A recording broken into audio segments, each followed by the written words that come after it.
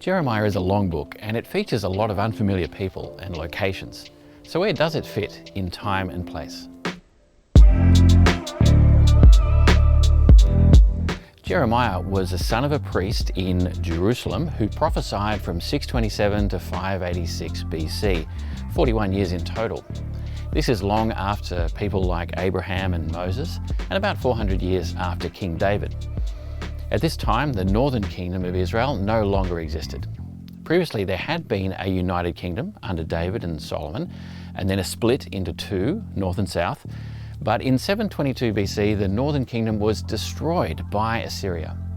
So now there's just the southern kingdom of Judah. Its capital was Jerusalem, where the kings lived in a palace, and Solomon's temple was there, and that served as a national place of worship. At the time, the most powerful empires were Babylon in the east and Egypt in the west. Assyria was now in decline and soon to disappear. But there were still other smaller nations around Judah, such as Edom, Moab, Ammon, Philistia, and Syria. Jeremiah prophesied during the reign of 5 kings from the line of David. You can read about them in 2 Kings, chapters 22 to 25. The most important of these are Jehoiakim and Zedekiah, but let's run through all 5.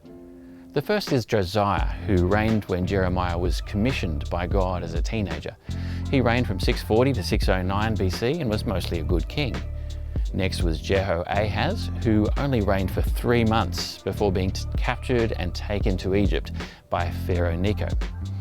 The third king was Jehoiakim, another son of Josiah, who reigned for 11 years from 609 to 597.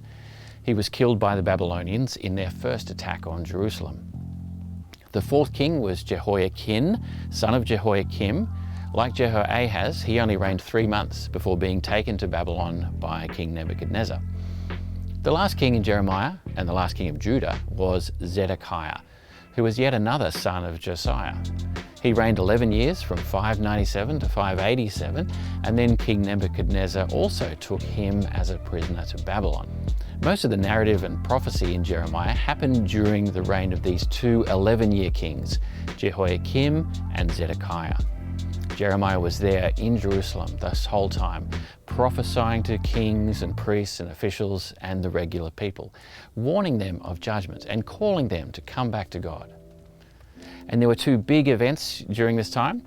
The first was that exile to Babylon in 597, when Nebuchadnezzar carried away Jehoiakim and various leaders, princes and officials to Babylon and installed King Zedekiah. The second big event was the destruction of Jerusalem and the temple in 587, also by Nebuchadnezzar. At this time, barely anything in Jerusalem remained. Jeremiah himself ended up going to Egypt with a handful of other Jews. An important thing to realize is that the book of Jeremiah is often organized by theme rather than time. That means we sometimes move from Zedekiah, King 5 in our list, back in time to Jehoiakim, King 3. We also move around from the early, middle or later years of these 2 kings. What matters in the book are the themes on view rather than a strict chronology. So there you have it, a super brief overview of Jeremiah in history.